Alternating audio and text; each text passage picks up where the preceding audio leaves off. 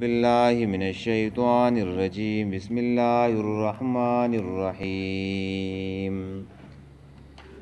الله ولي الذين آمنوا يخرجوهم من الظلمات إلى النور والذين كفروا أولياؤهم الطاغوت يخرجونهم من النور إلى الظلمات أولئك أصحاب النار هم فيها خالدون. دا سورة البقرة دا او آیات نمبر دے 257. اللہ ولی الذین دوست دا کسانو آمنو چی ایمان راوڑے یخرجوهم راوباسی دیولرا من الظلمات د تیرونا الى النور رناتا والذین و اغا کسان کپرو چی کپر کڑے دے اولیاؤهم الطاغوتو دوستان د دیو شیطانان دی یخرجونهم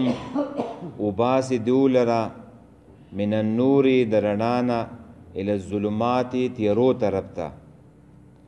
اولئک اصحاب النار هم دا کسان ملگری د اور دی هم پیا خالدون دیو په دی اور کې همیشئ. د دې د مخکې آیات سره تعلق دا دی چې مخکې دا خبره ذکر شوه چې په دین اسلام کې په دین کې زور نشته، لا اکراه فی الدین، په دین کې جبر نشته. مطلب د دین دا دی په عقیده کې زبردستی نشته، څوک په زور مسلمانول نشته. او چې یو سړی یو ځل کلمه وویله مسلمان شو نو بیا خو په هغې کې زور شته، بیا چې څوک مونځ نه کوي په زور به پې کوي، اسلامي قانون یې نو جیل ته بیا اچوي. چې څوک زکات نه ورکوي د هغې سره به جهاد کېږي، جنګ به ورسره کېږي. چې څوک بچو له او ښځې له نفقه نه ورکوي نو په هغې باندې به زور کېږي. نو زور په دین کې نشته، په عقیده کې زور نشته. الله اختیار ورکړی دی، که څوک کفر کوي او که څوک ایمان راوړي، د الله د طرف نه پکې زور نشته. هر چاته چې دی نو اختیار ورکړی دی. نو دا خبره الله وویله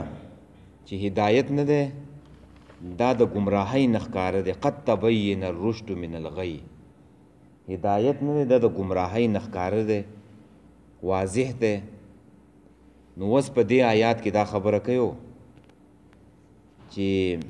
ځینې خلک دی هغه هدایت واله دي، څه خلک دی هغه هدایت واله دي، او ځینې خلک دی چې هغه گمراهۍ واله دي. په دین کې زور نشته نو ته به دعوت ورکې خلکو له. د دې دعوت په نتیجه کې به دوه قسمه خلک پیدا کېږي، یو هدایت والا خلک، یو گمراهۍ والا خلک. چې څوک یې ومني جو هغه هدایت والا شو، چې څوک یې ونه مني جو هغه گمراهۍ والا شو. او کم خلک چې هدایت والا دي، مسلمانان دي، مؤمنان دي، نو الله تعالی د هغوی ملګری دی، الله تعالی یې سره ملګری دی، الله تعالی به د هغوی امداد کوي. او کم خلک چې گمراهۍ والا دي، کافران دي، نو د هغوی ملګري نه دي، شیطانان دي، طاغوت شیطانان دي. او دې شیطانانو دغه خلک تیرو طرف ته روان کړی دی، تیرو طرف ته. او الله وایي دغه خلک اور والا دي او دا په دې اور کې چې دی نو همیشئ. دا د مخکې سره ربط شو، تعلق شو. مقصد د دې آیات څه دی؟ مقصد د آیات دا دی چې په دې آیات کې الله تعالی د ایمان پیده بیانوي چې څوک ایمان راوړي. ما ورته ایمان راوړی دی، د دې پیده څه ده؟ نو پیده دا ده چې الله تعالی به دې دوست شي، دوست. الله تعالی به ستا ملګری شي، الله تعالی به ستا مدد کوي، او الله تعالی به د تیرو نه رڼا طرف ته راوباسي. چې الله دې دوست شو، یو پیدا خدا شو. دویمه پیدا دا ده چې الله تعالی به د تیارو نه راوباسي رڼا ته، د شرک نه، د کفر نه او د شک نه او د بدعات نه به ایمان ته، توحید ته، یقین ته او سنت طرف ته به چې دین راوباسي. دا د دې آیات کې دا پیدا د ایمان بیانېږي چې ایمان دومره خوږ شی دی او په دې باندې موږ شکر ادا کول پکار دي. په دې دنیا کې ډېر خلک شته، زموږ نه د رنګ په لحاظ سره هم ښه خلک شته، د پیسو په لحاظ سره، د مال او د جایداد په لحاظ سره، خو هغوی له ایمان نه دی ورکړی او چې الله تعالی په ما او تا باندې رحم کړی دی دا ایمان یې ما او تا ته چې دی نو را نصیب کړی دی، نو په دې باندې ما او تا له شکر ادا کول پکار دی. غټ نعمت دا دی ښه، او دا ایمان نه دی، دا رڼا ده. ګورې رڼا په دنیا کې دا یوه رڼا ده، نور رڼاګانې نشته، نور ټول هر څه تیارې دي، ټولې تیارې دي. څومره نظامونه دي د قرآن او سنت دین اسلام ته دا یوه رڼا ویل ده، او نور چې څومره نظامونه دي نور ټولې تیارې دي تیارې. نو په دې باندې د الله شکر ادا کول پکار دي چې ما او تعالی چې دی نو دا رڼا را نصیب کړله. د دې قدر پکار دی، قدر دا ډېر قیمتي شی دی د ایمان. کله خلکو سره یو هیره ورسره یي، سونه ورسره یو سره زرو، نو د هغې دا سړی نه ډېر حفاظت یې کوي. که په بازار ته یې وړي نو ډېر په حفاظت سره یې وړي، چېرته رانه دا سره زر ورک نه شي،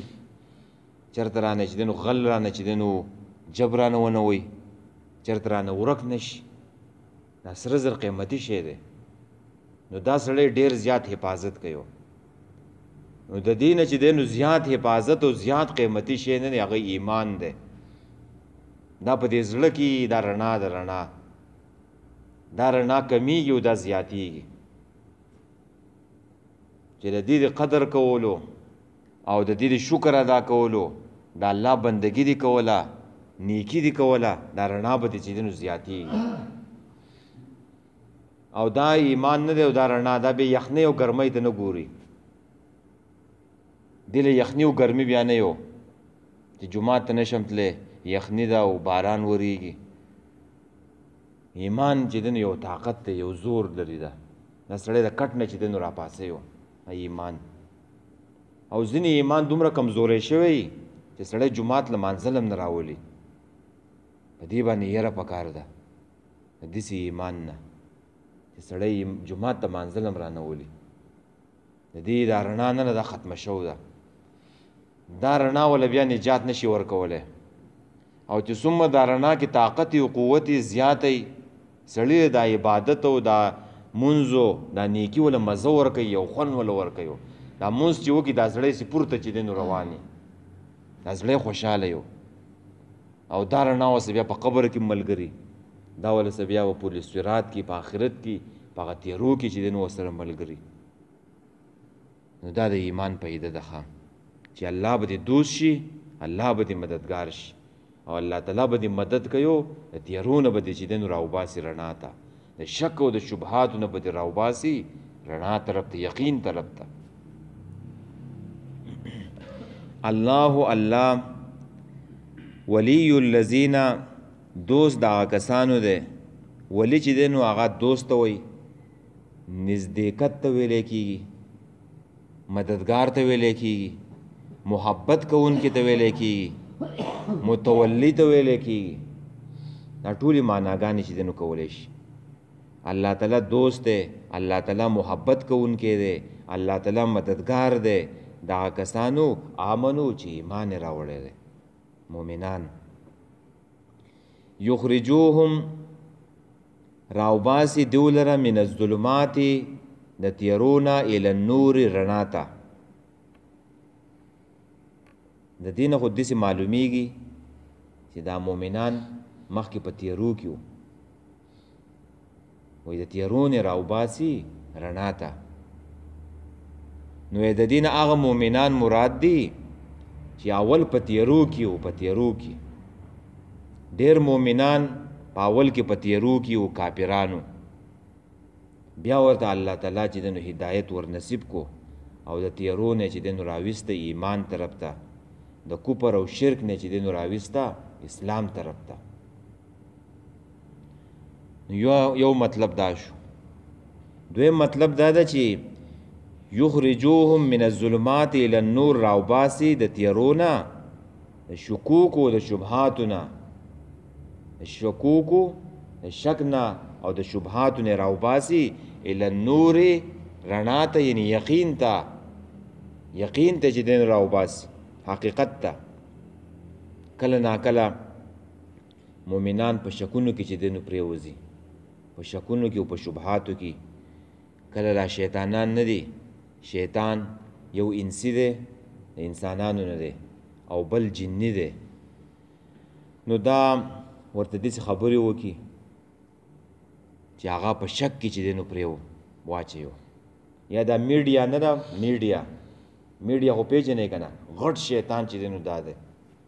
د اسلام په باره کې چې دی نو شکوک او شبهات د خلکو ذهنونو ته ورچوي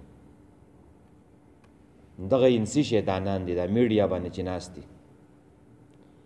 نو د اسلام په باره کې خلکو ذهنونو ته شکوک او شبهات چې دی نو هغه ورچوي هغه پیدا کوي نو په دغه ټیم کې الله نه دی د ایمان والو چې دی نو مدد کوي دغه شکوک او شبهات نه چې دی نو راوباسي یقین طرف ته چې دی نو راوباسي الله تعالی مدد کوي یعنی د دغه شهین نه ست طرف ته راوباسي یقین طرف ته راوباسي د شکوک او د شبهات نه یقین طرف ته راولي نو یخرجوهم راوباسي دولرا من الظلمات د تیرونا الى النور رناتا ظلمات څه شو الکفر او نور څه شو الایمان والذین نه یو قسم شو خلق شو چې ایماندار دي الله یې مدد کوي او د تیرون راوباسي رڼا طرف ته اسلام طرف ته یا د شکوک او شبهات نه راوباسي یقین طرف ته نه یو قسم خلق شو د ایمان پیدا ده دویم قسم خلق هغه ده چې مخکې ذکر داو شو چې اصحاب الرشد دي فمن یکفر بالطاغوت ويؤمن بالله صحیح ایمان دا ده طاغوت نه سړی انکار وکي او په الله باندې ایمان راوړي نو دا ایمان چې دنو مراد ده چې ردی خلکو سره الله تعالی مدد کوي او د تیرونه او د شکوک او شبهات نه راوباسي رڼا طرف ته او بل طرف ته هغه اصحاب الغی والدي والذین وآ کسان کفرو چې کفر کړي دي اولیاءهم الطاغوت دوستان د دیو شیطانان دي دوستان څوک دي طاغوت شیطانان دي که انسی او که جنی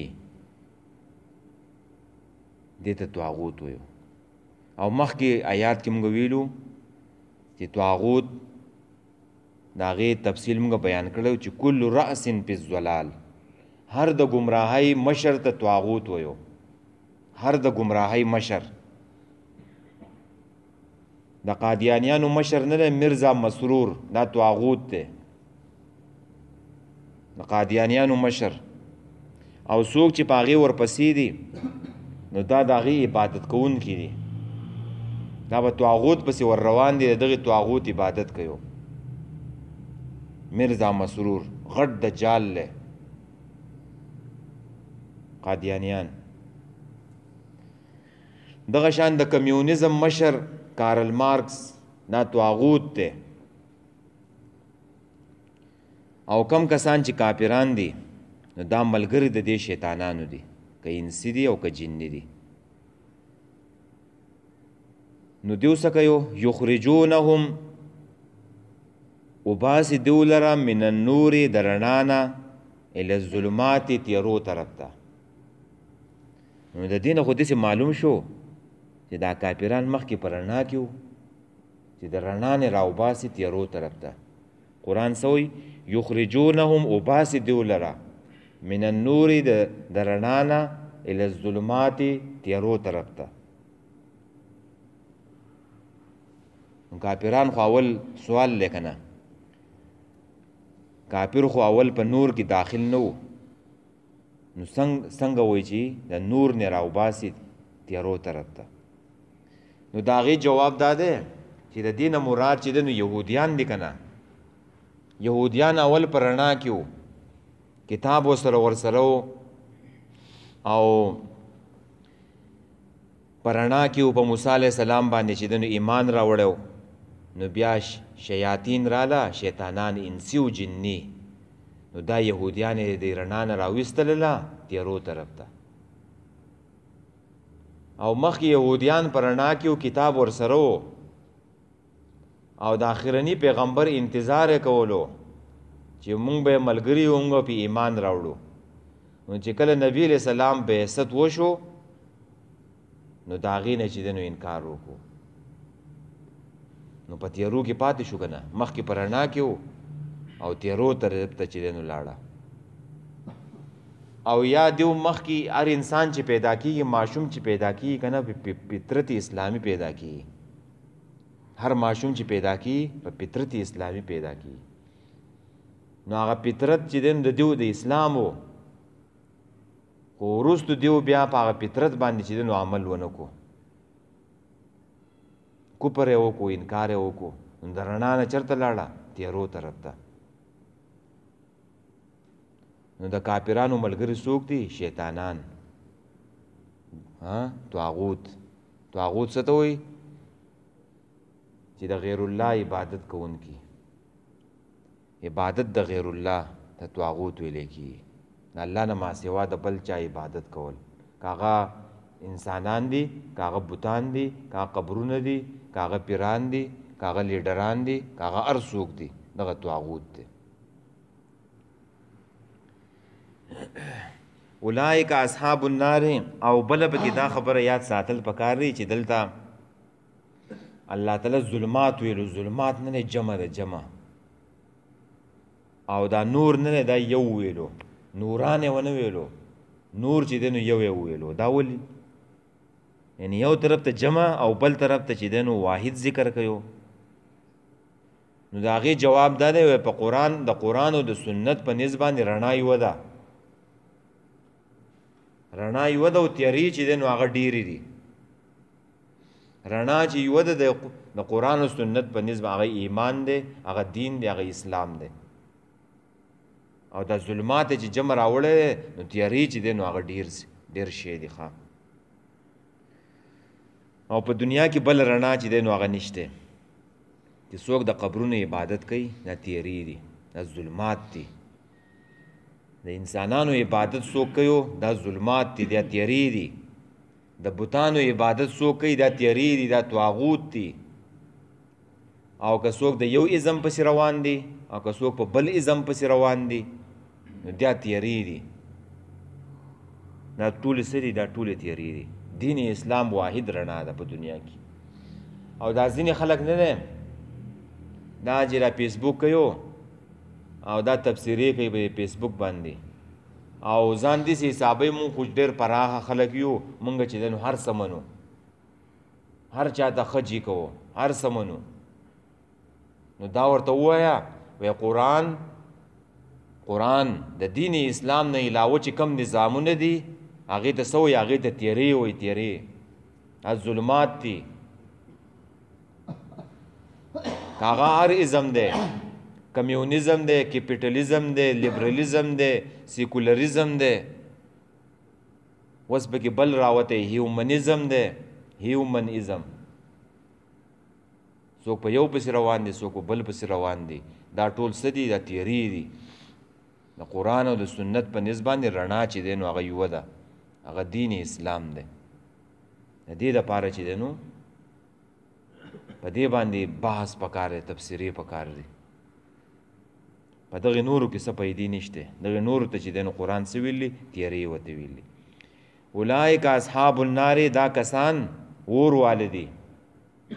خلک داسې ترجمه کوي اولئک اصحاب النار دا کسان خاوندان د اور دي خاوند ترجمه مه کوه خاوند خو هغې چاته ویلی کېږي چې اختیارمنې هم مالکي د هغې په لاس کې اختیار د اور خاوندان شو نو اور بیا څه اثر وکړي وی اور واله دي ملګري د اور دي هم فیها خالدون او دیو په دې اور کې چې دی نو همیشئ نو اولایکه دا اشاره ده هغه کافران او طواغیت او د هغو پسې چې څوک ورپسې دي دا ته چې دی نو مراد دي دا اور والا خلق دی او دا نور چې کم وو چې ایمان راوړي او طاغوت نه انکار وکړي دا هدایت واله دي دیو الله ملګری دی الله به مدد کوي او الله بوله چې دی نجات ورکوي او جنت ته به رسوي او دا بل قسم خلق چې ایمان نه راوړي شیطانانو پسې په طاغوت پسې ورپسې دي دا اور واله دي عجیب است الله ولی الذین دوست دا کسانو دی محبت کوي دا کسانو سره آمنو چې ایمان راوړی دی او دوست دا کسانو آمنو چې ایمان راوړی دی یخرجوهم راوباسي دیو لره من الظلمات د تیرو نه الی النور رڼا طرف ته د کفر نه راوباسي ایمان طرف ته والذین وا کسان کفرو چې کفر یې کړی دی اولیاؤهم الطاغوت دوستان د دیو شیطانان دي طاغوت دي چې د غیر الله عبادت کوي یخرجونهم وباسي دیو لرا من النور د رڼا نه الی الظلمات تیرو طرف ته اولئک اصحاب النار هم دا کسان ملګري د اور دي دا کسان اور والدي هم فیها خالدون دیو په دې اور کې همیشئ وایي